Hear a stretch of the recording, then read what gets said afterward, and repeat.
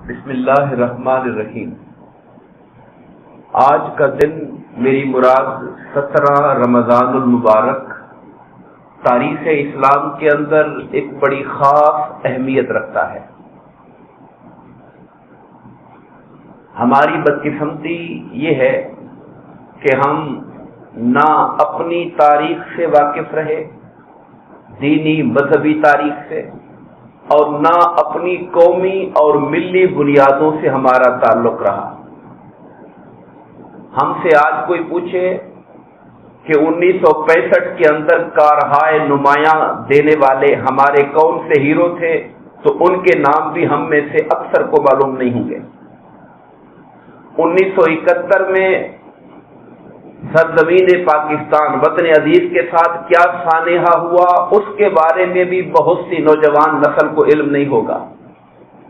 یعنی قومی سطح پر بھی ہم اپنی جو جڑیں ہیں ان کے ساتھ جڑے ہوئے نہیں، اور جو ہماری مذہبی ہماری اسلامی تاریخ ہے اس اعتبار سے بھی ہمارا ایک مضبوط تعلق اس کے ساتھ قائم نہیں ہے۔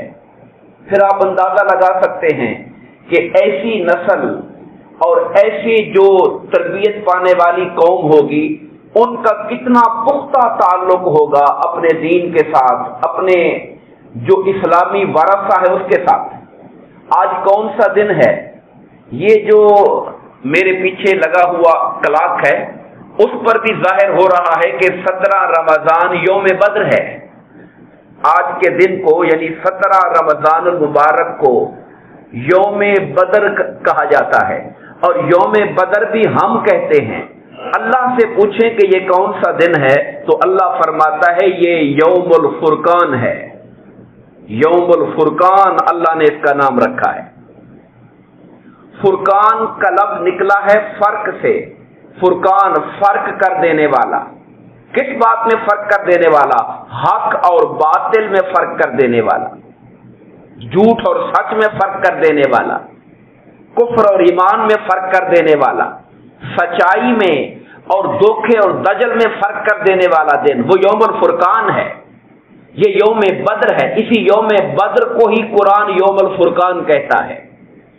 اس دن کی عظمت یہ ہے کہ حضور نبی کریم علیہ الصلوۃ والسلام نے جس دین کے پیغام کو لے کر مکہ کی وادی میں کھڑے ہوئے تھے اور 13 سال مکہ میں جس دین کے غلبے کے لیے جد و جہد کی تھی، تگودو کی تھی، اور کفار مکہ کے ظلم و ستم اور ان کی شدید ترین مزاحمت کے بعد جب مکہ چھوڑ کر مدینہ آنا پڑا تھا اور مدینہ میں اسلام کو رونق ملنی شروع ہوئی، مسلمانوں کی تعداد بڑھنا شروع ہوئی، مدینہ کے رہنے والے جو انصار تھے، مدینہ کے جو لوکل لوگ تھے، ان کی مدد کی وجہ سے، ان کے تعاون کی وجہ سے اسلام جڑ پکڑنے لگا، اسلامی ریاست مستحکم ہونے لگی، مسلمان ترقی کرنے لگے۔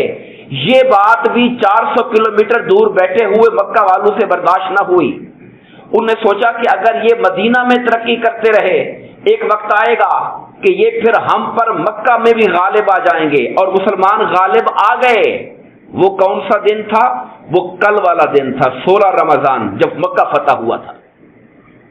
مسلمانوں نے مکہ فتح کیا تھا جو کل دن گزرا ہے 16 رمضان کو، اور آج ہم ذکر کر رہے ہیں بدر کے میدان کو۔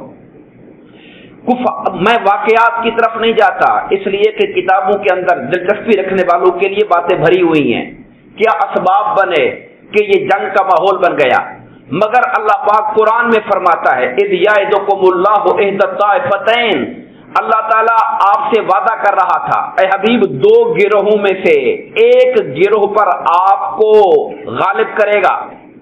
وہ 2 گروہ کون سے تھے؟ ایک گروہ وہ تھا جو ایک تجارتی قافلہ تھا، جو جناب ابو سفیان کی قیادت میں تجارتی منافع کما کر واپس مکہ کی طرف آ رہا تھا۔ کیونکہ مسلمانوں کی مکہ والوں کے ساتھ ایک کھلی اعلانیہ جنگ تھی، حالت جنگ میں تھے، تو مسلمانوں نے اس قافلے کو روکنے کا پروگرام بنایا۔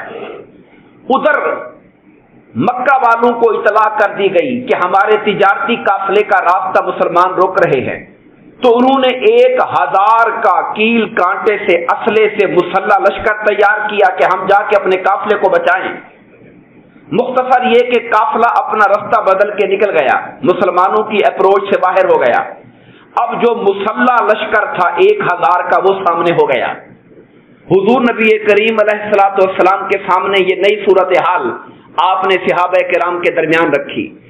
شاید کچھ لوگ سمجھتے تھے کہ 200-250 کی جو قافلے کے ساتھ بندے ہیں غیر مسلح، ان سے جنگ کرنی ہے، مگر اب صورتحال یہ تھی کہ 1000 جنگجو لشکر سے جنگ کرنی ہے۔ حضور نے صحابہ کرام سے مشورہ کیا۔ مہاجرین صحابہ بڑھ چڑھ کے کہہ رہے تھے آقا آپ آگے بڑھیے، آپ کا جو حکم ہوگا ہم حاضر ہوں گے۔ حضور نبی کریم بار بار پوچھ رہے تھے کہ مجھے مشورہ دو۔ تب انصار کے سرداروں میں سے ایک سردار تھے حضرت سعد بن عبادہ، انہوں نے کہا یا رسول اللہ لگتا یہ ہے کہ آپ کا اشارہ ہماری طرف ہے کہ ہم بتائیں کہ کیا کرنا چاہیے۔ انہوں نے عرض کیا کہ ہم آپ پر ایمان لائے، ہم نے آپ کو اللہ کا رسول مانا، آپ پہ اترنے والے کلام الہی کو مانا، آپ کی تصدیق کی، آپ جہاں چاہیں ہمیں لے چلیں، ہم پیچھے ہٹنے والے نہیں ہیں۔ آپ ہمیں سمندر میں کودنے کا کہیں گے، ہم میں سے کوئی پیچھے کھڑا نہیں ہوگا، ہم سمندر میں چھلانگے لگا دیں گے، آپ حکم فرمائیے کرنا کیا ہے۔ حضرت قتادہ رضی اللہ تعالیٰ عنہ انہوں نے کہا یا رسول اللہ آپ ہمیں حضرت موسیٰ کی قوم نہیں پائیں گے جنہوں نے اپنے نبی سے کہا تھا کہ موسیٰ آپ لڑو، آپ کا خدا جا کے لڑے، ہم یہاں بیٹھے ہوئے ہیں، نہیں آقا ہم آپ کے آگے لڑیں گے، پیچھے لڑیں گے، دائیں لڑیں گے، بائیں لڑیں گے، یہاں تک کہ آپ کا دل اللہ ٹھنڈا فرما دے گا ہماری طرف سے۔ جب ان کے یہ جذبات دیکھے تو حضور نبی کریم علیہ الصلوۃ والسلام انہیں لے کر بدر کی طرف روانہ ہوئے تھے۔ بدر آپ جانتے ہیں تقریباً 80 میل مدینہ سے مکہ کی طرف درمیان میں آتا ہے۔ کفار کا لشکر، ان کی طاقت میں نے آپ سے سامنے عرض کر دی کہ ان کے پاس سینکڑوں گھوڑے، مسلح، ہر چیز وافر مقدار کے اندر موجود۔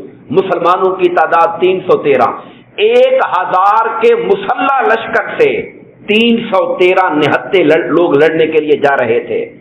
ان 313 میں سے صرف 2 گھوڑے تھے ان کے پاس، 70 اونٹ تھے، 3-3 4-4 بندے باری باری اونٹوں پر سواری کرتے تھے۔ تلواریں پوری نہیں تھیں۔ کسی نے آ کر کہا یا رسول اللہ تلوار نہیں ہے، تو کہا جاؤ کھجور کی چھڑی توڑ کے لے آؤ۔ کھجور کی چھڑی توڑ کے لائے تو سرکار نے کہا کن سیفن، اے چھڑی تو تلوار ہو جا، اور اس چھڑی نے تلوار کا کام کرنا شروع کر دیا تھا۔ اس طرح صحابہ کرام، اور جب میدان جنگ برپا ہو گیا، کفار کی طرف سے 1 بائی 1 مقابلے کا چیلنج ہوا۔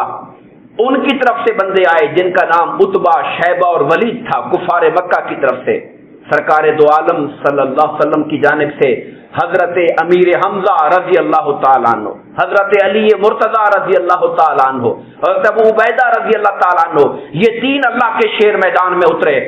ایک طرف پورا کفر ہے، ایک طرف ایمان ہے۔ کفر اور ایمان کی یہ پہلی جب 1 بائی 1 جنگ ہوتی ہے، ایک کے مقابلے میں ایک میں، اللہ تعالیٰ اپنے ان شیروں کو، میرے مصطفیٰ کے غلاموں کو فتح عطا فرماتا ہے۔